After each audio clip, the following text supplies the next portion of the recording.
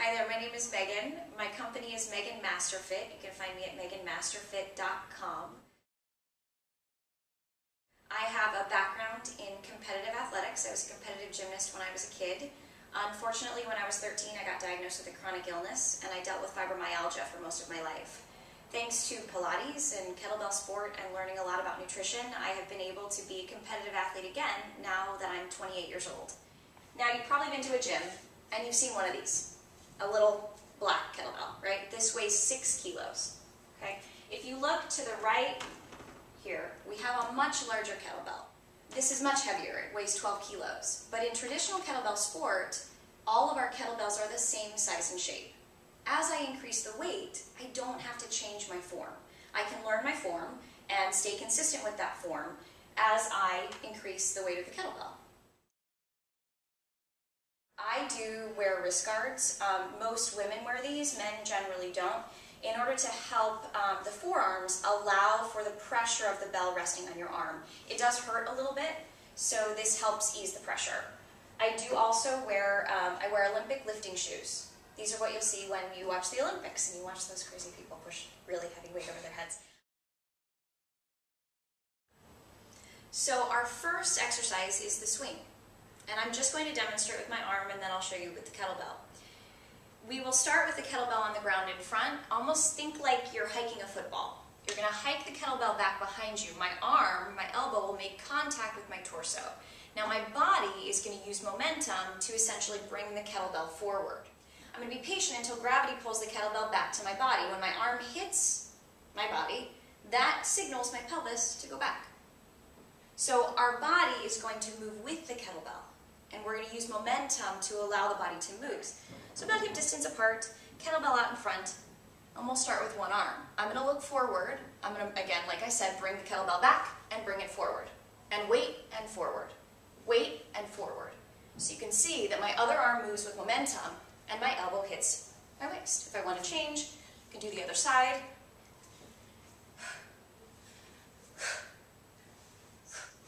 So again, as if we're hiking a football, we come back and front, back and front, back and front. My elbow signals my hips. Again, I can change back and front. The bell rotates a little bit for me when my hand comes behind me. My hand does this. My thumbs go down when it comes between my hips. That's the swing from the side.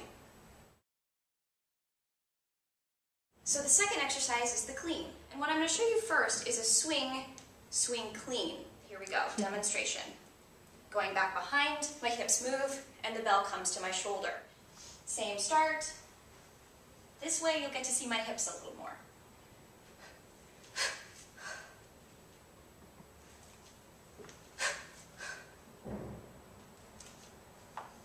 You can change.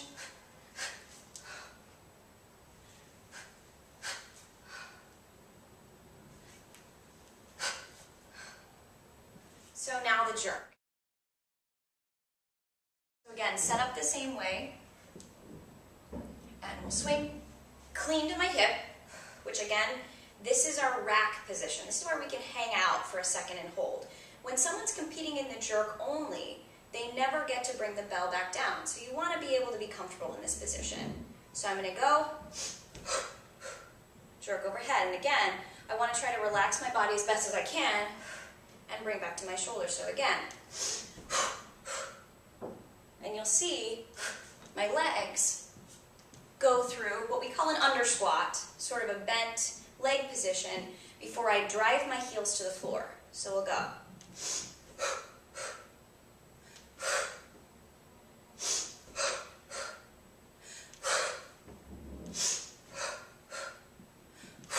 And that's the jerk.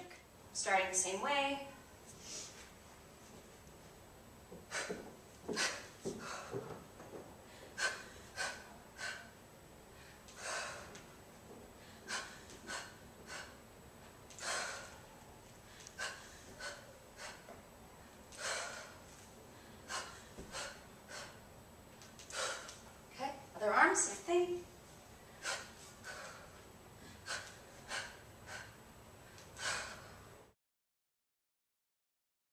These 3 exercises, swing, clean, and jerk, make up the long cycle, which I'm excited to show you next. It's the same. Bell in front, again, like you're hiking a football. Clean to the shoulder, jerk overhead.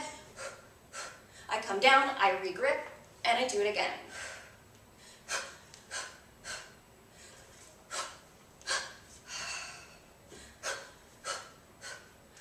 Same thing, other hand. Let's say I did 5 minutes and I'm changing to my other hand.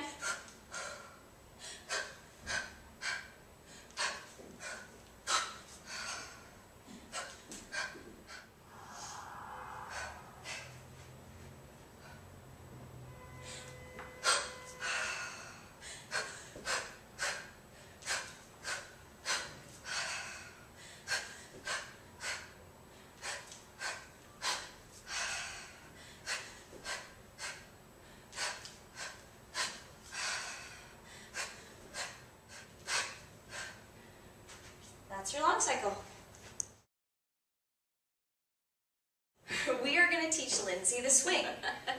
Let's imagine that Lindsay did about 45 minutes worth of Pilates and she wanted some extra cardiovascular exercise at the end of her session.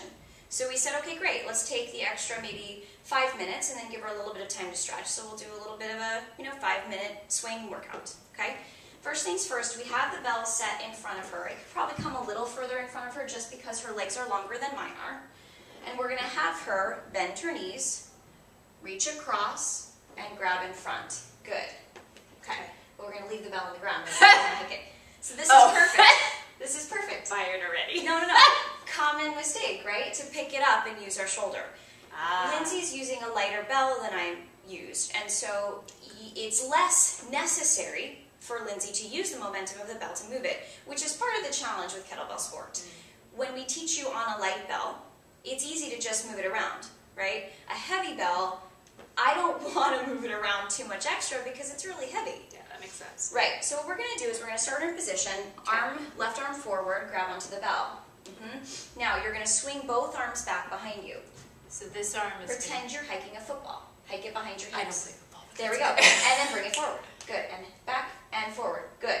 Back and forward. Good. And rest that bell down. Lindsay actually was leaning really far forward. We want to limit our forward flexion when we're doing the swing because the further forward we lean, the more pressure goes on the lower back.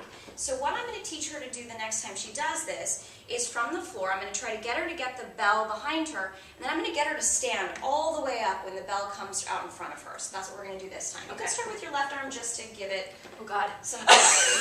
And we're going to turn, notice that I turn the handle toward the opposite foot so that when she grabs it, her thumb will be facing this way.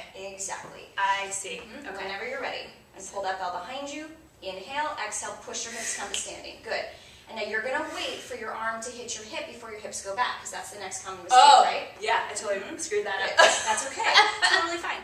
And again, the only change that I would make for her is once she's here, wait. Wait for your arm to touch your body to cue your hips to go back. Okay. Exactly. Go for it. Behind you, and front. Now wait for your, just wait longer, wait. That's okay, and wait.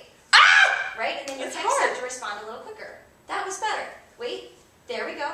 Wait, and you're just bending your knees more than you need to. Good, so for now, probably what I would do is I would let her swing for maybe a minute with one arm, and then if she's more comfortable, she can set it down and then swing with the other arm even, okay? When she gets more comfortable, let's say we would do a minute and have her bring the bell in front of her and just change hands.